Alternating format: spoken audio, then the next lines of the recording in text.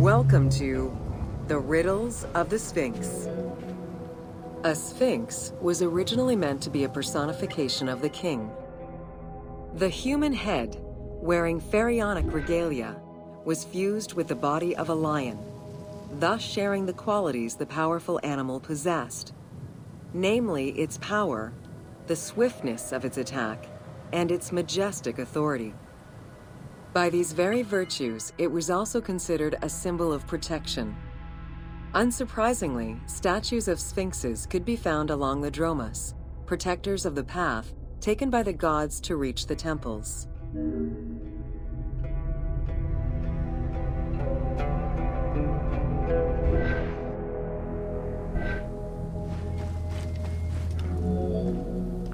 Over the centuries, enthusiasts and historians alike have wondered, who built the Sphinx?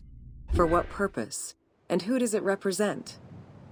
These questions remain unanswered. Several theories do exist, however, some more credible than others. One theory supposes that Jedefre chose to pay homage to his father Khufu by building the Great Sphinx of Giza. The stone temple on the eastern face of the Sphinx would have been added later on by his brother and successor, Khafre, in order to strengthen the divine worship of their father. It would be the first Egyptian temple oriented with the sun.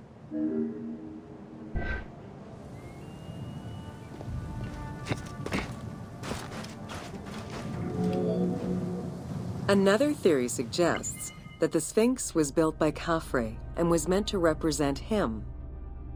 The arguments to support this hypothesis are based on the fact that the limestone beds used for the main work of the Temple of the Sphinx are geographically and architecturally similar to the Valley Temple of Khafre. Some believe that Khufu himself built the Sphinx, which was later finished under his successors, Jedefre and Khafre. These arguments are based on the stylistics of the engraving, the typology of the nemes, and the absence of a beard at the time of construction.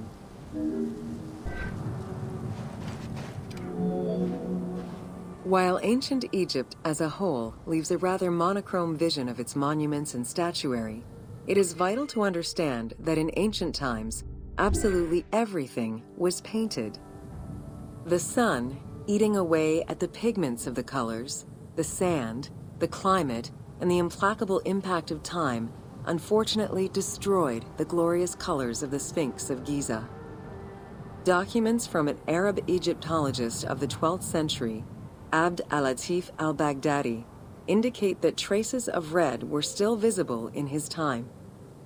Today, however, the only color that remains are traces of red close to the ears of the Sphinx, as well as hints of blue and yellow on the nemes, traditional colors for that type of headdress.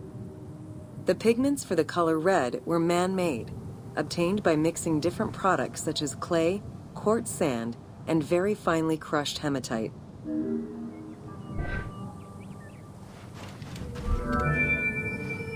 Red had a strong symbolism in ancient Egypt. It was both the color of life and the color of death. It could represent the sands of the desert or the brilliance of the sun. Red was also associated with the god Seth, vengeful and destructive. The Egyptian word for red, deshur, is also the word which was used to signify the desert, or the royal crown of Lower Egypt. In art, red was also the color used to paint the bodies of men, while yellow was used for women. It is possible that there were also color restoration efforts during the Saite period about 600 years before Cleopatra's rule, as indicated by notes on the inventory stele, discovered in 1858 by Auguste Mariette. It is because of this that the team made the decision to display it with its full range of colors, even though the Sphinx's colors would have likely faded by Cleopatra's time.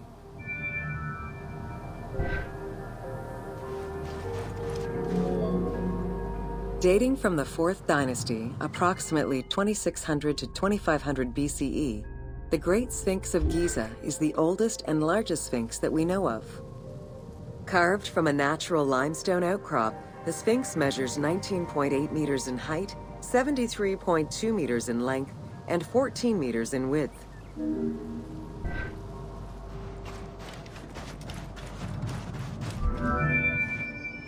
In order to bring polish to the imposing monument, several blocks of limestone were added after the initial construction phase. Since then, there have been numerous attempts at preservation. The polish present in the game integrates some aspects of modern restoration attempts. The team made this choice to present a more iconic version of the Sphinx of Giza to the player. Today, the Sphinx is called the Terrifying One. This appellation is translated from its Arabic name, Abu al-Hal, which in turn was derived from Baluba in Coptic.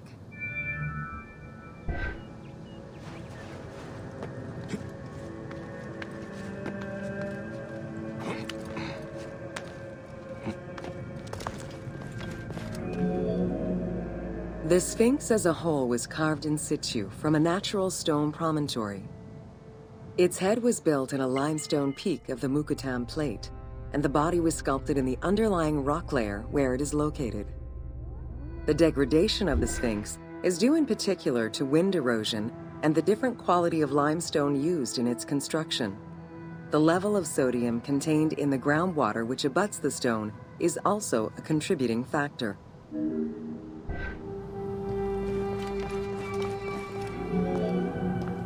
The natural bedrock is seen through the oblique natural strata of the Sphinx's body that are similar to the surrounding limestone.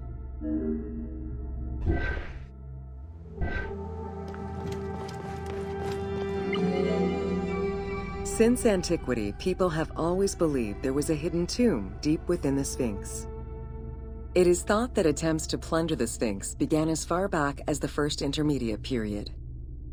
Since then, numerous attempts to pierce the Sphinx's secrets have been carried out, leaving indelible scars upon the monument.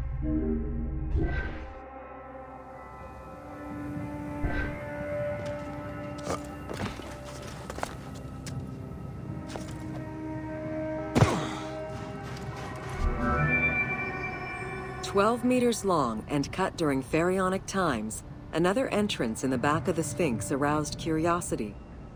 Although Thutmose IV attempted to seal it off, it was possibly reopened by treasure hunters. It was rediscovered by Howard Vyse and mapped more recently by Mark Lehner. This entrance at the back of the Sphinx leads to different cavities of a few meters each, in directions going inside the statue's body and under the surface. The team has used this opportunity to extrapolate a little more.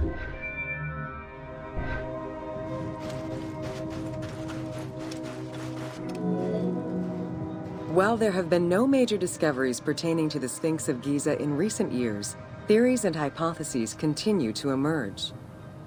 Without validation provided by archaeological sources, however, they remain unsubstantiated.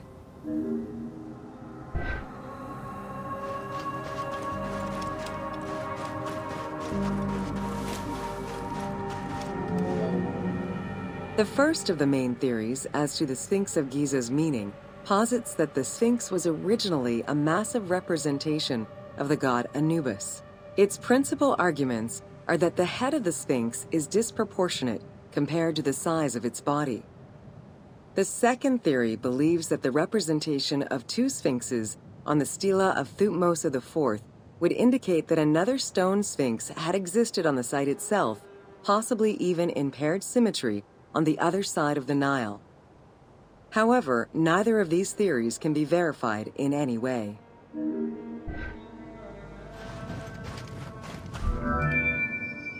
Several scientific projects using new technologies have been put in place in the past decades. The most important was led by Mark Lehner and his team, who specialize in the study and survey of the Giza Plateau, including the Sphinx site. The mapping made it possible to see the materials used to construct the Sphinx, analyze the different layers of erosion, and figure out the most fragile areas to protect. After a few attempts at giving the Sphinx artistic proportions, the team instead decided to use photogrammetry mapping to faithfully reproduce the proportions of the Sphinx.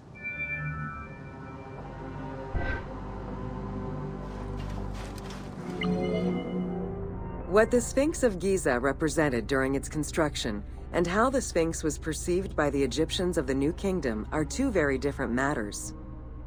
Originally a representation of the king imbued with the power of the lion, the Sphinx was eventually viewed as a direct representation of the most divine. It is theorized that kings of the New Kingdom believed that the Sphinx of Giza was the one who recognized and legitimized the ruler of Egypt. Thus, despite the fact the Sphinx of Giza was partially buried under the sand during his reign, Amenhotep II knew that the monument was of great importance.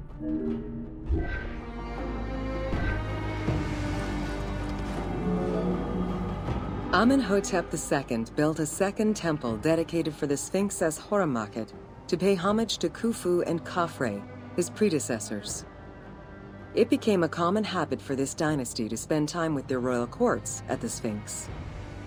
Its sanctuary became known as Setepet, the Chosen.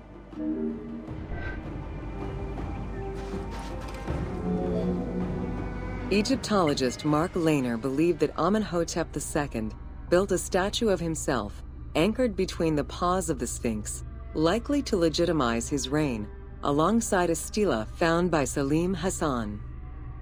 Many other pharaohs of this dynasty, such as Tutankhamun and Ramses II, also left marks of their passage in a similar fashion, sometimes even stripping the stones of nearby temples and pyramids to do so. Amenhotep II's son and successor, Thutmose IV, was a frequent offender. While sleeping between the Sphinx's paws, the future Thutmose IV saw in a dream the god Horemakhet proclaiming his coming accession on the throne of the two lands. This was, of course, on the condition that he remove all of the sand covering the Sphinx, which stood guard as the personification of the god, and should thus never be engulfed by the sands of the desert.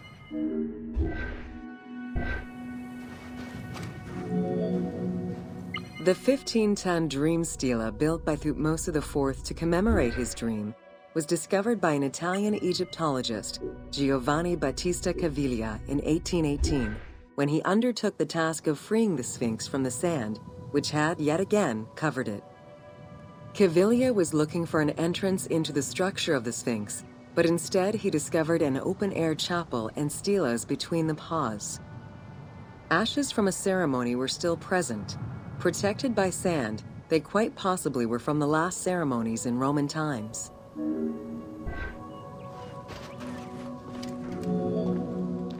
That same year, Caviglia discovered fragments of the Sphinx's beard that had probably been added during the New Kingdom. If many of these pieces are held by museums in Cairo, a fragment is displayed at the British Museum, along with a piece of the uraeus that was on the Sphinx's headdress. It is believed this fragment of beard was possibly kept in place thanks to the statue of Amenhotep II, which was supposed to be located under the head of the Sphinx.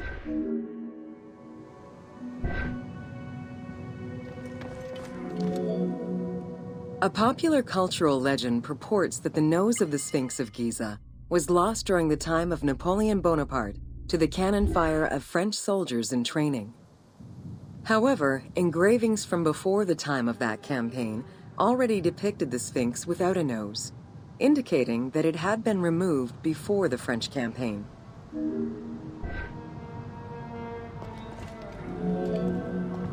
The most plausible hypothesis is based on the research of the German historian Ulrich Harman. During the 1980s, Harman compiled medieval sources written by Arab authors. In doing so, he discovered that the Sphinx was once perceived as a favorable omen, a deity supporting sediment-nurturing floods and crops. Around 1378, a Sufi by the name of Muhammad Sa'im al-Dar could not stand this vision of the monument, and in an iconoclastic act broke the nose of the Sphinx. According to the texts, he was then hanged and burned between the legs of the Sphinx for his crime.